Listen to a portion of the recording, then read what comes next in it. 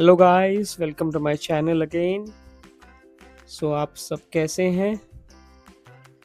आशा करता हूँ आप सब अच्छे होंगे। तो आज मैं आपके लिए एक नई वीडियो लेके आया हूँ जिसमें कि मैं आपको बताने वाला हूँ कि कैसे अपना AWS EC2 इंस्टेंस को आपको कैसे कनेक्ट करना है, इंटीग्रेट करना है VS स्टूडियो कोड में। तो बेसिकली होता क्या है, जब आप अपना टर्मिनल पे आप कुछ भी काम करते हैं, ठीक है, जैसे कि आपको कोई भी आप प्रोजेक्ट पे काम कर रहे हैं या कोई भी आप जैसे प्रैक्टिस कर रहे हैं, नए नए आप AWS चला रहे हैं, तो उसमें जैसे कि आप पाइथन हो गया या कोई भी लैंग्वेज को आपको इंटीग्रेट करना है या आप किसी चीज़ पे काम कर रहे हैं, तो आप CLI पे जब काम करते हैं, आप जैसे कमांड लाइन इंटरफेस होता है जो हमारा लिनक्स का, जो ubuntu में आप सर्वर आपका कनेक्ट करके आप जो काम करते हैं उसमें, तो उसमें आपको यूज़र इंटरफेस नहीं दिखता, तो वो बोरिंग टाइप का भी लगता है और उसमें बार बार आप mkdir फाइल्स बना रहे हो, फिर उसके बाद VI एडिटर के थ्रू आप उसमें फाइल्स क्रिएट कर रहे हो या आप उसमें कोड लिख रहे हो जो भी, तो आप सोचो कि आपको अगर ये सब चीज़ें एक यूज़र इंटरफेस के साथ मिल जाए और सेम आपका जो टर्मिनल है आपका SSH टर्मिनल या वो कनेक्टेड रहे, तो वो कितना अच्छा लगेगा आपको, कितना एफिशिएंट आपकी कोडिंग हो जाएगी, है ना। तो आज मैं उसी चीज़ के लिए वीडियो लेके आया हूँ, कैसे आप अपना जो टर्मिनल है उसको आप इंटीग्रेट कर सकते हैं VS स्टूडियो कोड के साथ। ठीक है, तो सबसे पहले इसमें आपको क्या चाहिए, आपका एक इसमें AWS अकाउंट होना चाहिए। ठीक है, और मैंने एक वीडियो डाल रखी है कि कैसे आप अपना फ्री अकाउंट बनाएं AWS में। ठीक है, उसके बाद आपको उसमें एक इंस्टेंस क्रिएट किया होना चाहिए आपका। ठीक है, और बेसिक ये दो चीज़ चाहिए और आपको एक VS स्टूडियो कोड आपके कंप्यूटर में इंस्टॉल्ड होना चाहिए। ठीक है, तो मैं आपको दिखाता हूँ कि कैसे इंस्टॉल करते हैं VS स्टूडियो कोड को। बेसिकली आपको गूगल में जाना है, यहाँ पे आपको लिखना है VS स्टूडियो कोड डाउनलोड। जैसे कि आपकी विंडोज़ मशीन होगी तो आपको विंडोज़ वाला वर्जन डाउनलोड करना है, अगर आपकी मैक मशीन है तो आपको मैक मशीन वाला वर्जन डाउनलोड करना है। तो जैसे कि आपको दिख रहा होगा पहला आइकन जो आपकी ऑफिशियल वेबसाइट है विजुअल स्टूडियो कोड की, वहाँ से आपको विंडोज़ वाला वर्जन डाउनलोड कर देना है। और बेसिक ये सिंपल सा डाउनलोड होता है, सिंपल सा इंस्टॉलेशन होता है। इसमें बस आपके पैरामीटर्स येस करने होते हैं और आपका ये इंस्टॉल हो जाएगा। आपका मुश्किल से 4 या 5 मिनट लगेंगे, अकॉर्डिंग आपका सिस्टम की स्पीड क्या है, क्या रिसोर्सेज आपके सिस्टम में कैसे हैं। ठीक है, तो जब आपका एक इंस्टॉल हो जाएगा तो आप इसको एक बार खोलिएगा, तो मैं आपको बताता हूँ कि इसमें आपको क्या क्या चेंजेस करने हैं। जैसे मैंने खोला VS स्टूडियो को, ठीक है, तो देखिएगा इसमें क्या है, आपको बेसिक ऐसा इंटरफेस दिखेगा इसमें आपको पूरा। ठीक है, बेसिक सा। तो आपको क्या करना है, सबसे पहले तो यहाँ पे जाना है, व्यू पे जाना है और यहाँ पे एक्सप्लोरर पे क्लिक करना है। तो आप जब एक्सप्लोरर पे क्लिक करेंगे तो you will see this type of interface, मतलब आपको ऐसा इंटरफेस दिखेगा लेफ्ट साइड में। ठीक है, तो यहाँ पे आपको एक्सटेंशंस पे जाना है, देख रहे हो आप, एक्सटेंशंस का एक वो होगा, टैब होगा, यहाँ पे क्लिक किया तो यहाँ पे आपको लिखना है रिमोट SSH।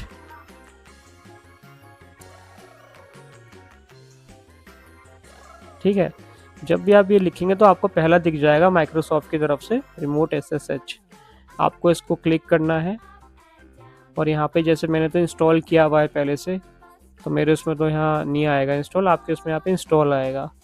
तो आपको वहाँ पे क्लिक करना है, तो आपका VS स्टूडियो कोड में ये वाला एक्सटेंशन इंस्टॉल हो जाएगा। ठीक है, तो जब जैसे आप इंस्टॉल करोगे ना, तो आप देखिएगा आपके पास ना एक कंप्यूटर बना हुआ आएगा, देखिए छोटा सा दिख रहा है आपको, ये कंप्यूटर बना हुआ आएगा आपका। ठीक है, और उसमें आपको एक यहाँ पे ऐसा, मतलब ऐसा कुछ दिखेगा आपको, इसका मतलब रिमोट होता है ये। ठीक है, रिमोट का साइन होता है, कोई भी चीज़ रिमोटली कनेक्ट करने का ऐसा वो साइन होता है। तो उसके बाद आपको क्या करना है, तो आपको मैं कुछ इंस्ट्रक्शंस दूंगा कि जो उसमें एरर्स आते हैं, क्यों आते हैं, क्यों कनेक्ट नहीं हो पाता आपका VS स्टूडियो कोड टर्मिनल से। ठीक है, क्योंकि मेरे भी आते थे, मैं भी पहले बहुत परेशान हुआ इससे, फिर मैंने भी इसका रूट कॉज ढूंढा। ठीक है, तभी मैं वीडियो बना रहा हूँ। ठीक है, तो आप वीडियो बने रहिएगा। तो इसमें सबसे पहले क्या करना है ना आपको, देखिए क्या होता है, हमारी जो इसमें की होती है, जैसे आपने एक इंस्टेंस क्रिएट किया है, जैसे आप नए होंगे तब तो आपने एक ही इंस्टेंस क्रिएट किया होगा, अदरवाइज जैसे कि आपने 3-4 मशीनें, 3-4 इंस्टेंसेस क्रिएट कर दिए हैं और उनकी कीज़ आपने अलग अलग नाम से लिखी है, तो कभी कभी इसमें सबसे मेन क्या होता है, की से ही कन्फिगर होता है। ये जो हमारा EC2 इंस्टेंस होता है, SSH की से ही ये आपका ये कनेक्ट होता है, ठीक है।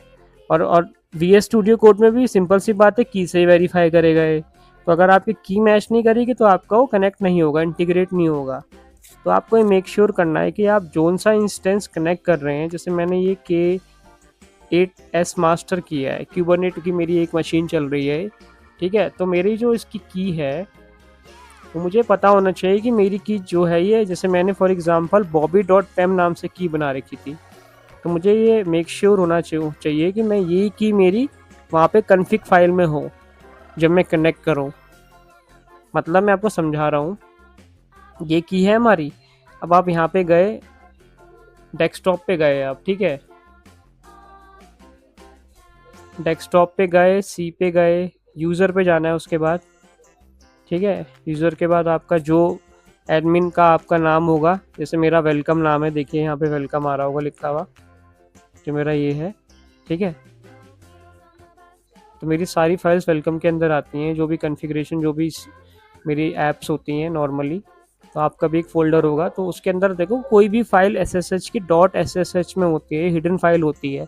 तो अगर आपने फ़ोल्डर परमिशंस में अगर आपने हिडन फाइल्स को शो नहीं कर रखा होगा ना, तो आपको शो नहीं होगी। तो अगर नहीं शो हो रही है .ssh, तो आपको क्या करना है, फोल्डर्स में जाना है, फोल्डर परमिशंस में जाके show hidden files and folders, उसको चेक मार्क करना है, तब आपको शो होगी, ठीक है। इस पे गए, देखिए कॉन्फ़िग फाइल दिखेगी आपको, इसको ओपन कर लेना है एक बार, ठीक है। ओपन किया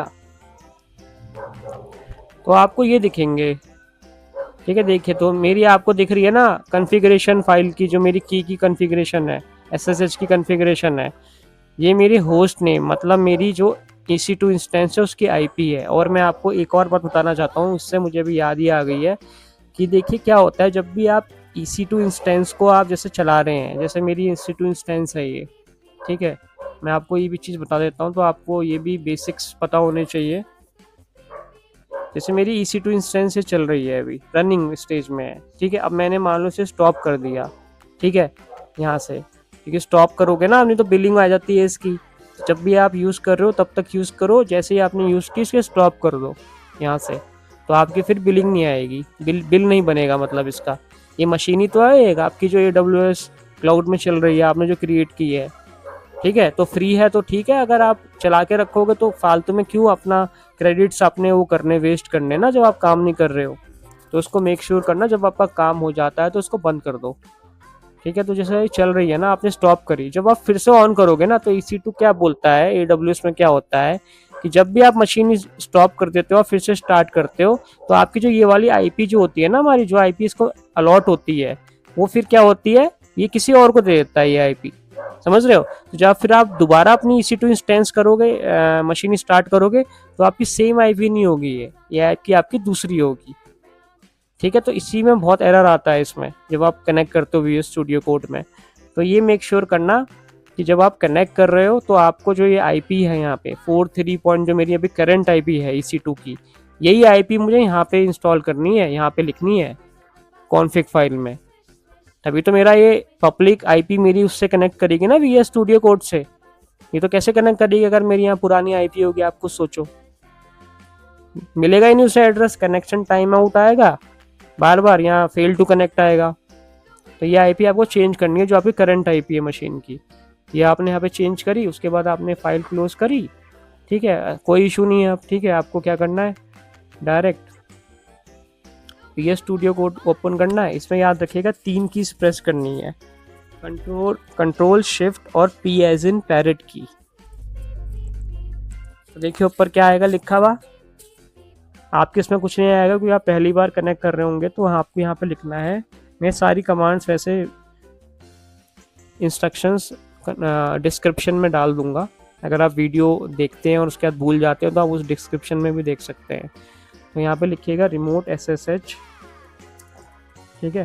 तो आपको ये पहला दिख जाएगा, मतलब यहाँ पे आ जाए कनेक्ट टू होस्ट। तो यहाँ पे क्लिक किया, AWS करोगे और फर्स्ट टाइम AWS का लिनक्स भी आएगा, तो लिनक्स करना है जो आपने टर्मिनल जो बना रखा होगा। ठीक है, कनेक्ट करोगे आपकी विंडो खुल जाएगी। ठीक है, और यहाँ पे क्लिक किया उसमें रिमोट में, तो यहाँ पे देखिए क्या लिखा हुआ आएगा आपका AWS कनेक्टेड। तो मेरा जो वो फाइल है ना, मैं आपको दिखा देता हूँ एक बार। जैसे मेरी ये है EC2 इंस्टेंस थी, मेरा भी टर्मिनल ऑफ है, मैं ऑन करता हूँ टर्मिनल को, CMD। ये तो आपको मुझे लगता है आता ही होगा, अगर नहीं आता तो मेरी प्रीवियस वीडियोस देख सकते हो, मैंने वीडियोस बनाए रखी है। ठीक है, तो मेरी की क्या थी, मेरी की थी आपकी यहाँ पे। ठीक है, ये वाली की है मेरी, बस ये की याद रखना, ये की आपकी उधर ही कॉन्फ़िग फाइल में ये वाली की होनी चाहिए जिस नाम से आपसे बनाई है। ये तो फिर वो की कैसे वेरीफाई करेगा आपकी EC2 की। दो चीज़ आपको याद रखनी है, आपकी की और ये आपकी पब्लिक IP, वो आपकी सेम होनी चाहिए जो आपने इंस्टेंस आप जो कनेक्ट करना चाहते हो EC2। ये क्लिक किया, मेरा कनेक्ट हो गया, मैं आपको दिखाता हूँ इसमें।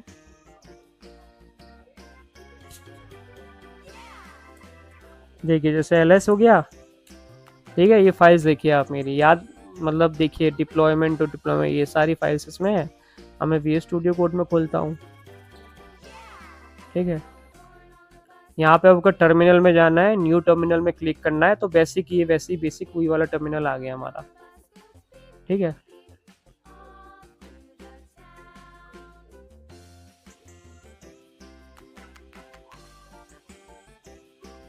ठीक है, देखिए वो टर्मिनल आ गया। अब मैं यहाँ पे जैसे लिखता हूँ LS।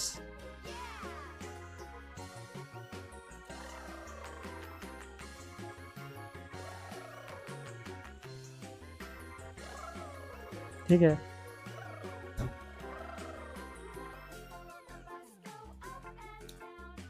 सेम फाइल्स में देखिए जो वहाँ पे हैं, पूरा सेम टर्मिनल। आप देखो आपको कितना मज़ा आएगा अब यहाँ पे काम करने में, अगर आप ऐसे काम करते हैं। आपकी बहुत ज़्यादा फाइल्स आप प्रैक्टिस कर रहे हैं, किसी प्रोजेक्ट पे काम कर रहे हैं, सीख रहे हैं, तो सोचो आप।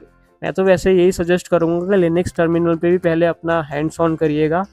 ये नहीं कि आप डायरेक्ट यहाँ पे आ गए, या आपको दिख रहा है अच्छा कलरफुल दिख रहा है तो यहीं पे, क्योंकि वहाँ पे भी आपको काम करना आना चाहिए पूरा टर्मिनल पे। तो वहाँ पे जब आप काम सीख जाएं तो आप उसके बाद अपना टाइम बचाने के लिए यहाँ पे भी काम कर सकते हैं। देखिए आपको यहाँ पे क्या करना है, एक क्लिक पे आपको फाइल्स क्रिएट हो जाती हैं यहाँ पे। ठीक है, यहाँ पे क्लिक किया, एक्सप्लोरर पे गए। देखिए अभी जैसे आप कोई भी फोल्डर खोलेंगे ना, अभी तो मेरा कोई फोल्डर ओपन नहीं है, जैसे मैंने कोई फोल्डर खोला। ठीक है, तो मैं फिर यहाँ पे सारा फोल्डर एक्सेस कर सकता हूँ, जैसे मेरा ये फोल्डर है। और याद रखिएगा जो इसमें आप फोल्डर खोल सकते हैं, केवल लोकल डायरेक्टरी वाले फोल्डर ही खुलेंगे इसमें। ये नहीं कि आप सिस्टम में अपना, जैसे आपने ये देखिए मेरा ये फोल्डर खुल गया जो मेरा इसी में सेव है, लोकल में सेव है, जो मेरा EC2 जो मैंने इसमें बना रखा है। ठीक है, ये वाला फोल्डर, ये फोल्डर्स खुलेंगे केवल इसमें जो आपके इसमें सेव होंगे। ये नहीं कि आप सोच रहे हो कि आप यहाँ पे जाके विंडोज़ पे जाके आप यहाँ पे क्रिएट कर रहे हैं, उसके बाद जैसे मैंने यहाँ पे डेस्कटॉप पे गया, मैंने यहाँ पे कोई फोल्डर बनाया डी पे, और उसके बाद वही खोल दिया, तो वो नहीं खुलेगा उसमें, क्योंकि वो आपका मशीन के बाहर है, उसको परमिशन ही नहीं है। EC2 केवल आपका EC2 तक कन्फाइंड रहेगा VS स्टूडियो कोड। ठीक है, तो बेसिक आपको यही बताना था मुझे इस वीडियो में। तो आप यहाँ पे काम कर सकते हैं। देखिए आप पूरा आपका प्रोजेक्ट है, देखिए जो मेरा वहाँ पे प्रोजेक्ट है, ये सारे चार्ट्स हो गए जो भी आपका प्रोजेक्ट होगा। तो देखिए आप कोई भी फाइल यहाँ पे एक क्लिक पे आप फाइल बना सकते हैं, एक क्लिक पे आप फोल्डर बना सकते हैं। राइट क्लिक किया, डिलीट कर दिया। आप सोचो वहाँ पे आपको कमांड लिखनी पड़ती है, वो भी एक तरीके का सही एक्सपीरियंस है। बट जब आप उसमें आपने पूरी प्रैक्टिस करके आपने अपने उसमें पूरा हैंड्स ऑन कर लिया है, आप पूरा परफेक्ट हो गए हैं, परफेक्ट तो खैर नहीं, मतलब आप काम करने लग गए हैं उसमें, आपको अच्छा एक्सपीरियंस हो गया, तो आप इसमें शिफ्ट कर सकते हैं अगर आपको अपना टाइम बचाना है। ठीक है, क्योंकि इसमें देखिए आप इंटरफेस कितना अच्छा है, यहाँ पे आप कोड लिखो, कुछ भी करो। ठीक है, तो आज की वीडियो बस यहीं तक थी कि कैसे आप अपने EC2 टर्मिनल को AWS के साथ इंटीग्रेट कर सकते हैं। होप करता हूँ कि आपके लिए वीडियो हेल्पफुल रही होगी, और अगर आपके लिए वीडियो अगर आपको अच्छी लगी तो वीडियो को लाइक, सब्सक्राइब और कमेंट करना मत भूलिएगा। मैं आपके लिए बहुत जल्द AWS की एक सीरीज़ लेके आ रहा हूँ, जिसमें मैं सारी सर्विसेज कराने की कोशिश करूँगा और आप उसमें एक अपना करियर भी बना सकते हैं इसके थ्रू। ठीक है, तो मिलते हैं नेक्स्ट वीडियो में। तब तक अपना ख्याल रखिएगा और प्रैक्टिस करते रहिएगा। धन्यवाद, बाय बाय, टेक केयर।